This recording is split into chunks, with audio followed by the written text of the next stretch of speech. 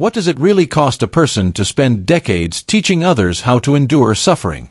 And more importantly, what happens when that suffering finally turns inward?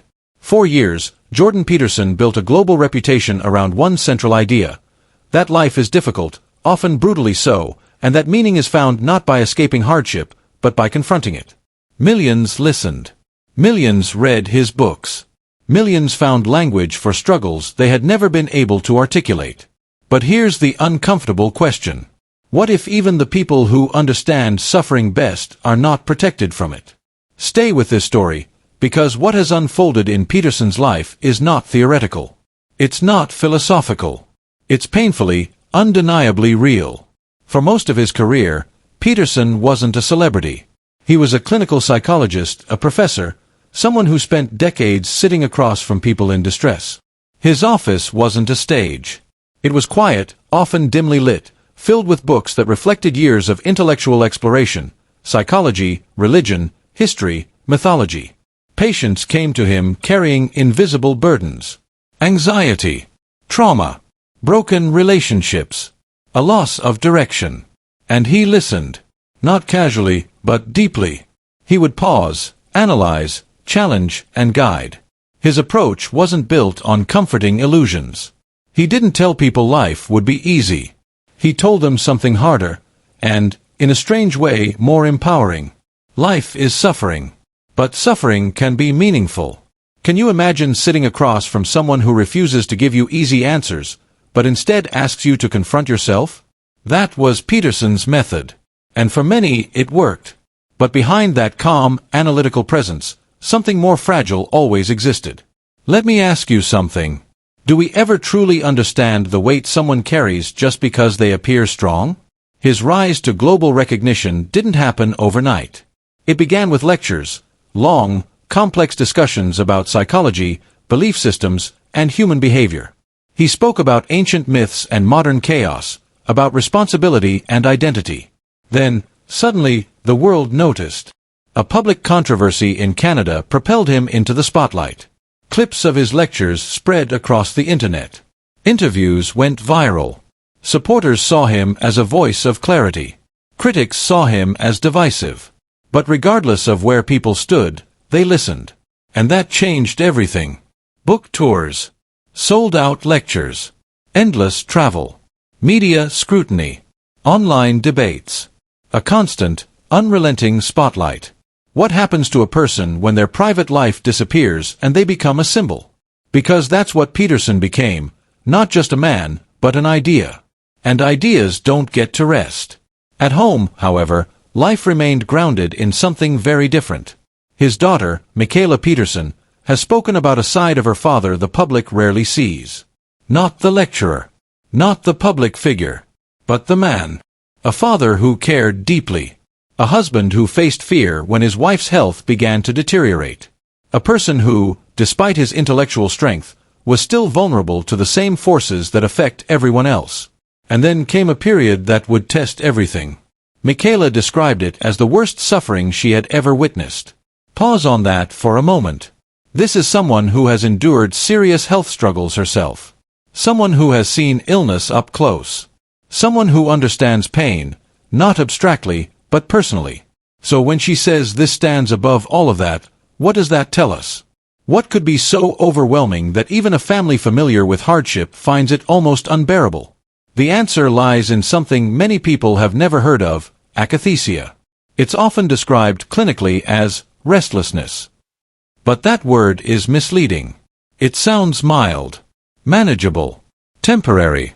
In reality, it can be anything but. Imagine this. You are sitting still, but inside, your entire body is screaming to move. Not because you're anxious about something specific, but because your nervous system itself feels like it's on fire. You can't relax. You can't escape. You can't distract yourself. Sleep becomes impossible. Stillness becomes unbearable. And the worst part? It doesn't stop. How long could you endure something like that? Hours? Days? Now imagine it stretching into weeks, or months. This wasn't theoretical for Peterson. This became his reality.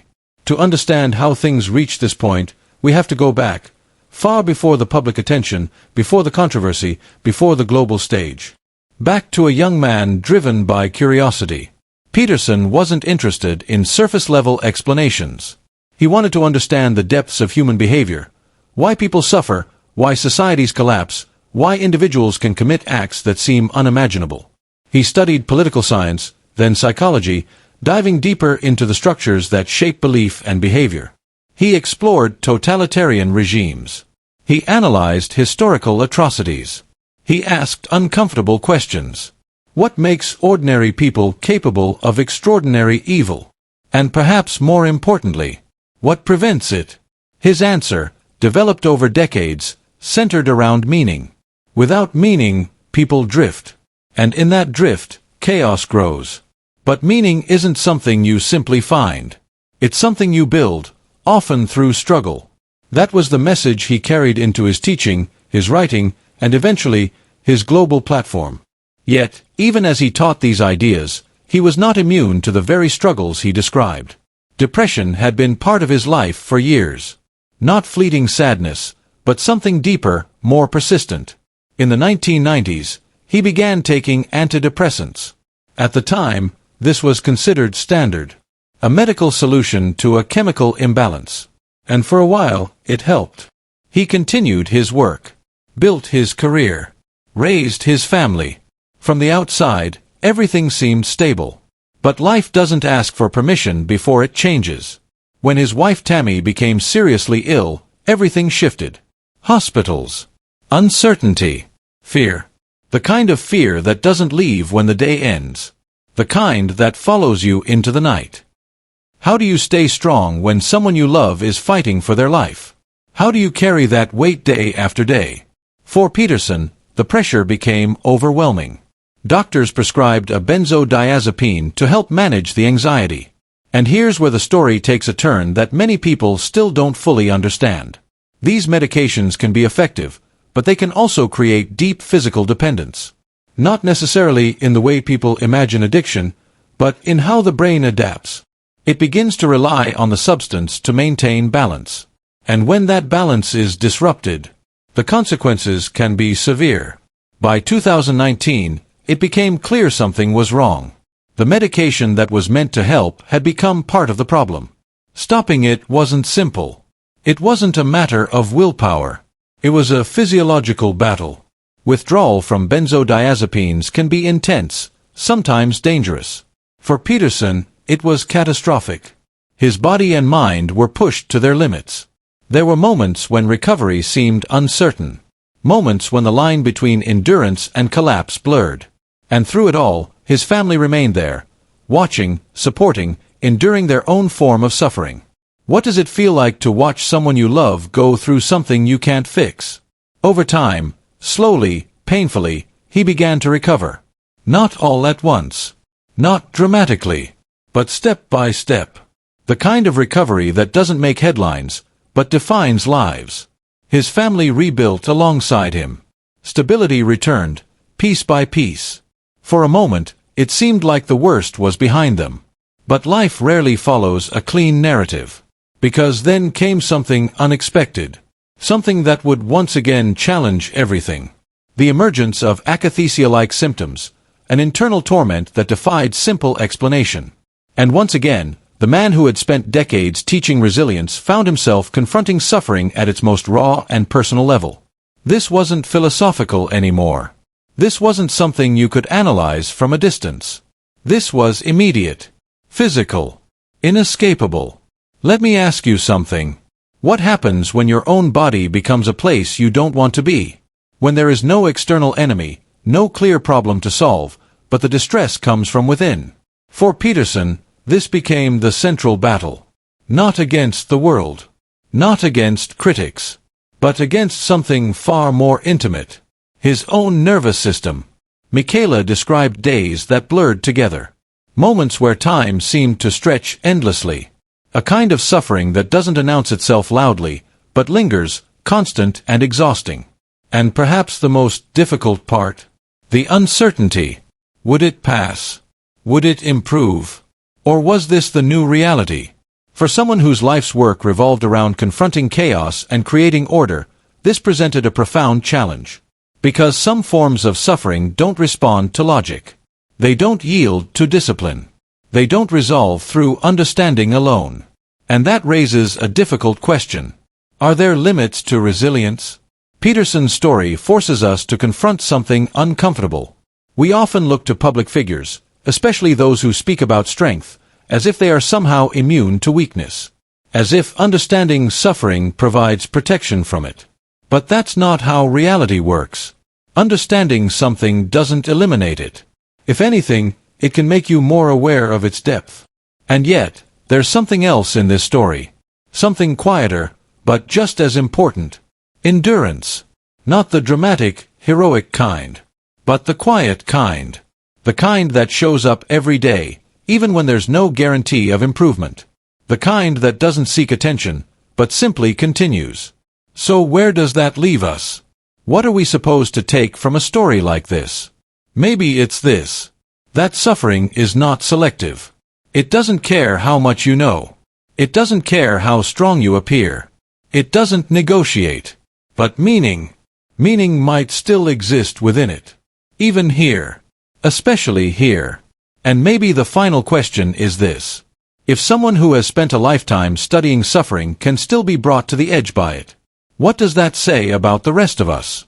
And more importantly, what does it ask of us? To understand that question, you have to step into the weight of what unfolded. Fast forward to recent years. What happened wasn't a single catastrophic moment, but a chain reaction. One difficulty stacking on top of another, each compounding the last.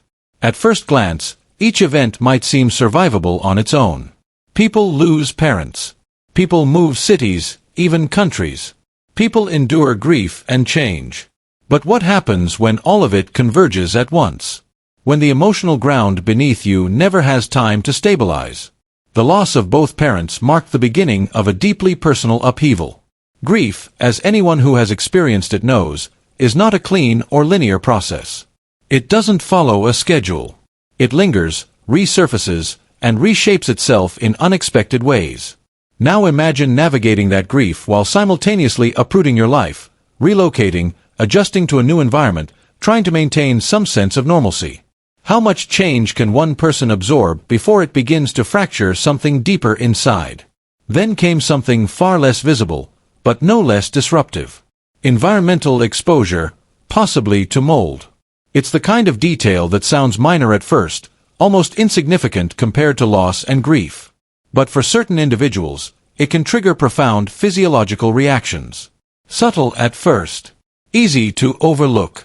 But what if those subtle changes are the beginning of something far more serious? Individually, these stressors are manageable. Together, they create a perfect storm. And this is where things began to unravel in ways no one fully anticipated. Symptoms started to appear again, neurological, physical, difficult to pin down. Not dramatic enough to immediately signal a clear diagnosis, but persistent enough to disrupt daily life. Doctors were consulted. Tests were run. But answers didn't come easily.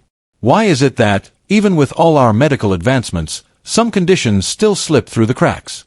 How often do patients find themselves trapped in that uncertainty, knowing something is wrong, but unable to prove it? Months passed. Misdiagnoses delayed proper treatment. And during that time, his condition didn't stabilize, it worsened. Then came pneumonia. A serious illness on its own, especially for someone already weakened. The body, already under strain, now had to fight an aggressive infection. Recovery would have been difficult under normal circumstances. But these were not normal circumstances. And then, as if that wasn't enough, came sepsis. A life-threatening complication. The kind of diagnosis that changes everything in an instant. Survival is no longer assumed, it becomes a question. A fragile, uncertain question. He survived both pneumonia and sepsis, but survival doesn't always mean recovery. Sometimes it simply means enduring long enough to face the next challenge.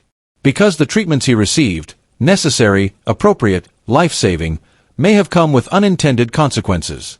In trying to solve one problem, they appear to have intensified another, more insidious one. Eventually, the truth began to surface. Athesia had returned. Let's pause here for a moment. How often do we assume that modern medicine has all the answers? That every condition can be diagnosed, categorized, and treated with precision? And what happens when reality doesn't fit that expectation? Athesia is not widely understood, even within medical communities. Its symptoms can mimic anxiety, restlessness, neurological disorders, making it incredibly difficult to identify. But for those who experience it, the distinction is clear. This is not ordinary discomfort, not stress, not something you can simply push through. It's an internal torment that resists language. Imagine feeling a constant, inescapable agitation, not just mentally, but physically. An inability to sit still. A relentless sense that something is profoundly wrong, even if you can't explain why. Now imagine that sensation amplified, intensified beyond what most people can comprehend. How do you describe something that doesn't have the words to match its severity? Michaela offered a glimpse through her own, milder experience.